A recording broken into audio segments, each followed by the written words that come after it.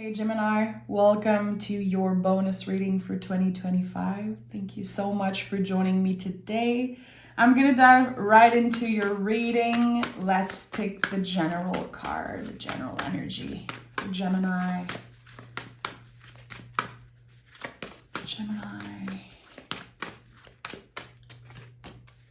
Oh yes, I'm so happy to see the Queen of Wands, the World card at the bottom of the deck. So yeah, I think in the present moment, you might be clearing out a lot in your life. Queen of Wands, I missed her. I feel like she's been, kind of missing in the readings. At one point I was like, did I lose the Queen of Wands? Like I haven't seen this card in a while. So this is the Witch of the Tarot. This is the card that is kind of getting something ready. There's water and fire working together. I always think about the cauldron of the witch. Something's brewing, something magical. And this is really an awareness of how magical, sensual, attractive we are. Not just, our physical self, but really all of our energy, all of who we are. And it's a card of abundance. It's a card of luck. I always love the Queen of Wands in all circumstances. The Queens are about nurturing, though. So really, it's an invitation to nurture your fire in some way. You can interpret that in any way that you want. To me, it really is about creativity. How am I nurturing my creativity? How am I nurturing also my energy levels? Making sure that I'm not draining myself with meaningless, relationship, anything that is unessential. I don't need it in my life. Let me take care of what matters the most to me. So what are you wanting to prioritize in 2025? What makes your heart sing? What makes you feel magical and excited for the future? It could be very hard to identify right now. It's a crazy time that we live in. But I think that if you're able to do that, to say, this is what makes me feel good, I want more of this in 2025, it definitely is a big step into getting what you want. The Hermit and the Hierophant. Okay, Gemini, I see you. The Hermit is our card of the year. It's a constant reminder of staying intentional and consistent. So this year, everyone is going to deal with a huge theme of perfectionism. Perfectionism is full on BS. I think that it pressures us into something. And I've been journaling a lot about that. I've been trying to find perfection in other ways. And completion is something that just works for me. Completing something. It doesn't have to be perfect, but if I stay consistent, if I stay intentional, and I complete whatever was on my checklist, it feels like I'm tapping into perfection in some way. There's something beautiful in that. And for you, it could be something totally different. But whatever it is, it needs to be aligned with your values because the Hierophant is here. This is the Teacher, and Hermit also, Queen of Wands. Those three cards have some type of a teacher vibe here. So is it the year where you get to the next level of something and you teach other how to do your job, how to do certain things? Or for some of you, it could be that all of this magic, all of this intention and consistency is inspiring other people without you even knowing it. That's the thing, especially as a Gemini, you inspire people on a day-to-day, people that will not even acknowledge that you exist, people that will never give you your credit for how you inspired them. It's okay.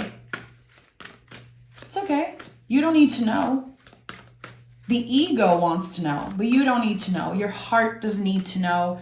It doesn't add anything to your value as a person. It's just a good reminder that everything that you do has a huge influence. The Hierophant is an echo. That's why it's the first card in the story of the tarot where you see other folks here. Because the impact is way bigger than you. And sometimes it's very easy to let ourselves down. We're like, okay, it's just me. No, it's not just you. People are inspired. People are attracted to your energy. So what do you want to be consistent with this year? What feels valuable to you? What adds value to your life, to your well-being? It's going to be more of that. And Nine of Swords is here. Nine of Swords came up for every freaking zodiac sign. All the time, nonstop, because it's a collective energy.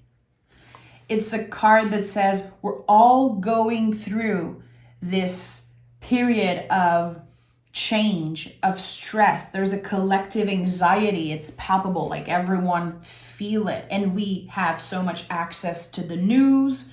Some of it is fake, some of it is real. We have to be very careful what we interact with, how we let information in.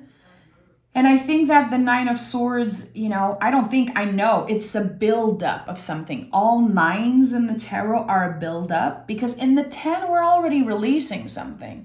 So you are very close to an ending, something that feels, stressful. It's uncomfortable. It could be an area of your life where you feel like everything was moving in slow motion.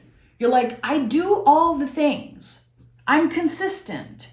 I'm showing up. And still, it's not moving. It's not expanding the way I want it to. This is changing. This is part of the changes that are happening for you this year. Where have you been feeling stuck? Chariot is here.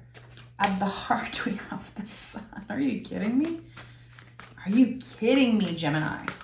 So many majors. Give me one more. And the Ace of Swords. Listen, I told you, you're so close to be fully done with something. We have the 9 and then an extra sword here. It's just like you're already in 10 of Swords. You're already about to start noticing the blessings. So let's go back to the Chariot. The Chariot is connected to the Moon. So we have the Moon and we have the Sun next to each other. I think that this is about finding some type of balance between what do you want more of in your life and what do you want less of. The Chariot is when we outgrow something. I am done with this. I am graduating. It's an energetical graduation. For some of you, it could be a literal graduation this year. Congratulations. It seems like you're definitely getting where you're supposed to be. You're definitely getting that diploma, that certificate, if that's the thing for you. And for others, it really is about that green light, that, clarity of the universe saying, yes, try this, do this. You've outgrown whatever you've been stuck in for a long time. Now it's time that you step into the Sun. The Sun it's our true identity. It's also how others perceive us. Sometimes it's about stepping into the public eye. It's about people recognizing our talents, people needing us. How others perceive you is going to change. And we have the Ace of Swords right after, so it makes total sense. Also, notice that there's like the sunflower here, sunflowers on the Sun card. Sunflowers are such a beautiful symbol of magic. Of course, sunflower seeds are used in so many magic rituals. But it's about fertility, abundance, luck. I have them right here on my altar. You don't see them, but I have sunflower seeds on my altar throughout the year always. They, to me, signify abundance and good luck. fertility, but not necessarily in the traditional way. Like, what do you want to focus on this year? Like, what do you want to grow, to cultivate? It could be connected to creativity, but whatever it is, it makes your heart sing. That's the thing. Whatever you love in life, Gemini, is about to take up so much space. That can be overwhelming. We have to be real about that. And I love Gemini for that. You guys understand multiple truths. You can believe multiple truths at once. You understand the nuance of life. So the sun can burn you out. No cards in the tarot are just like a free pass or a full-on positive, good vibe only card. It's not how life works, so the tarot doesn't work that way. The sun card invites us to protect ourselves, you know? Make sure that you don't give too much to the wrong people. Make sure that you remember that you don't need to give yourself away completely in order to others to love you and accept you. It's a year where you want to be seen, and you're going to be seen. For some of you, yeah, the public eye, if it's your thing, if it's something that you crave and want. For others, it's going to be your community, your friends, the people at work, your family. There's going to be a celebration of your accomplishments. Especially if there's doubt right now around that. That's the thing. I feel like there's a lot of doubt when it comes to what comes next, because you probably feel like you've been blocked in certain areas of your life, or you felt like you were trapped in a mental prison. It's very hard to stay hopeful when you were told no 100 times. But everyone knows at this point. We've all heard the stories of like famous people and successful people. It takes one person to believe you. It takes 100 tries, and then they're all individual. It's not like you failed 100 times. You tried 100 times. And then the next one is the good one. It really is about, again, how consistent are you? How intentional are you? How much do you want it? This thing that makes your heart sing, this thing that feels like it's part of your purpose, how much do you want it? And with the Ace of Swords, there's a new beginning. And it's not this, it's something that you can imagine now. It's a very rational thing. You know, the swords sometimes can speak of our nervous system and how we lie to ourselves, or how our brain lies to ourselves.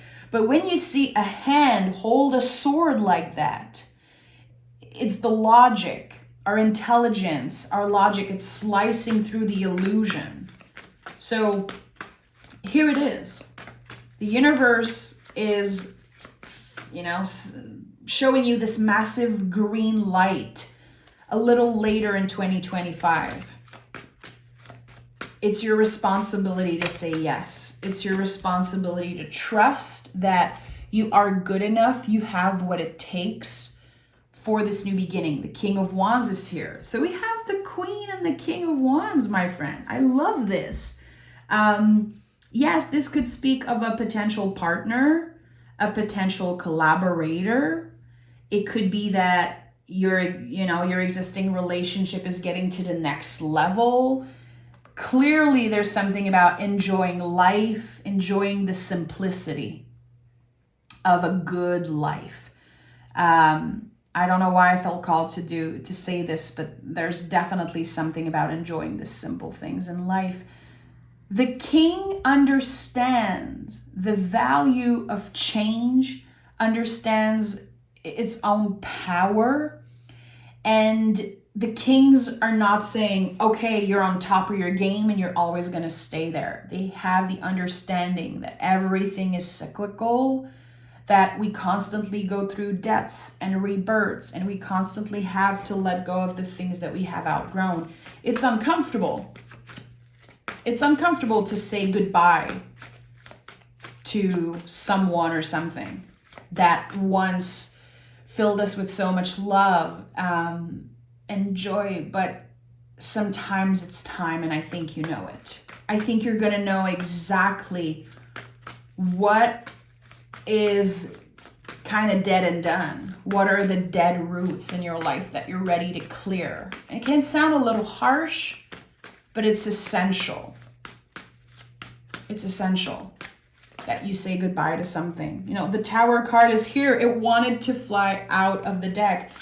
If you don't, and that's not a warning, it really is an invitation, but if you don't clear away what you're done with intentionally, the Tower is going to do it. The Tower is going to clear everything that's not essential, everything that you have outgrown. So do you want to be in control, or are you like, universe, do your thing? I don't know. I think that both has good sides to them. Oh, look at that. We can't avoid the Tower. We can work with it. We can surrender to it. We can accept it. There's definitely a breaking point later this year for you. So whatever you choose to not let go of, that in your heart feels unhealthy, it feels like you've outgrown it, later this year it's going to naturally be cleared in some way.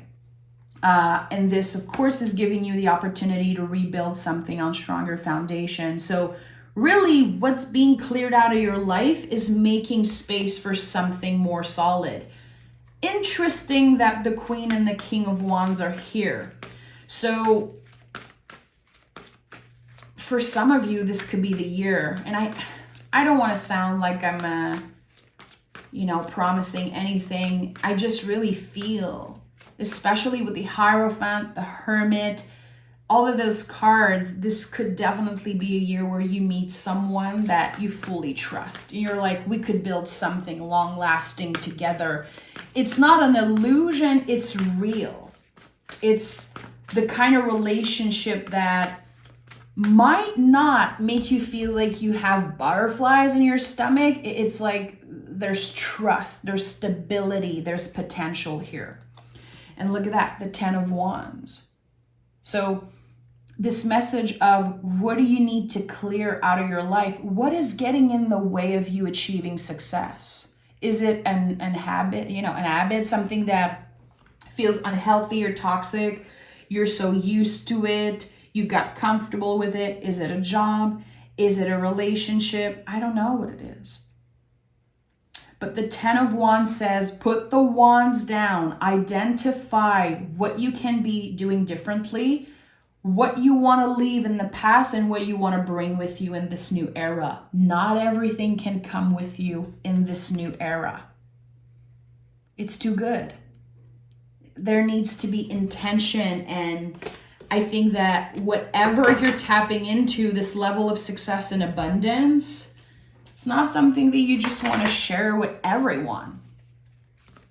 It has to be intentional. There's a purpose underneath this.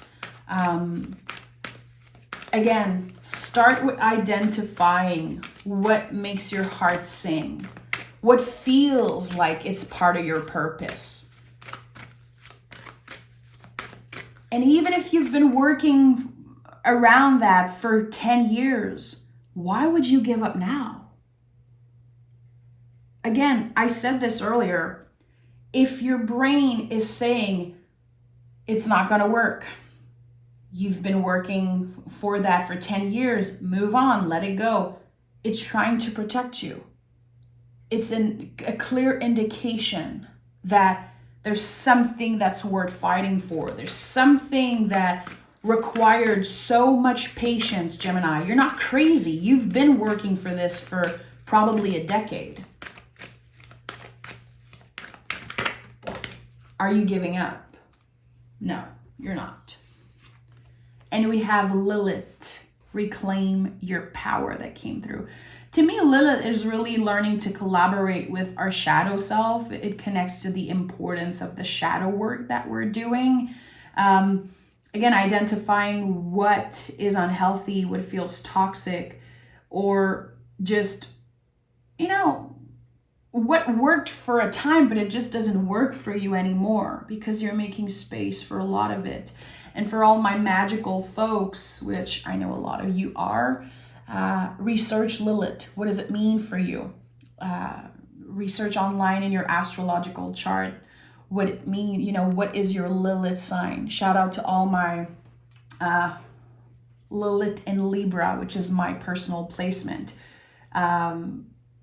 I think that there's a lot there that you could be collaborating with. All the goddesses, they're so different and they're so magical. And last year, I really was intentional about how I worked with certain goddesses. And it brought me a lot of clarity, a lot of breakthrough moments. It's not this miracle thing that you're just gonna collaborate with this energy and receive everything that you want. It really is about the breakthrough. So I think you're ready, Gemini. I think that you are ready to face something about your own darkness, your own shadow self, and instead of suppressing it, to collaborate with it. Even if it's uncomfortable, underneath it all, at the heart of it all, there's the sun. There's the truest version of yourself. I'm sending so much love, Gemini. Take care, and I'll talk to you guys next week.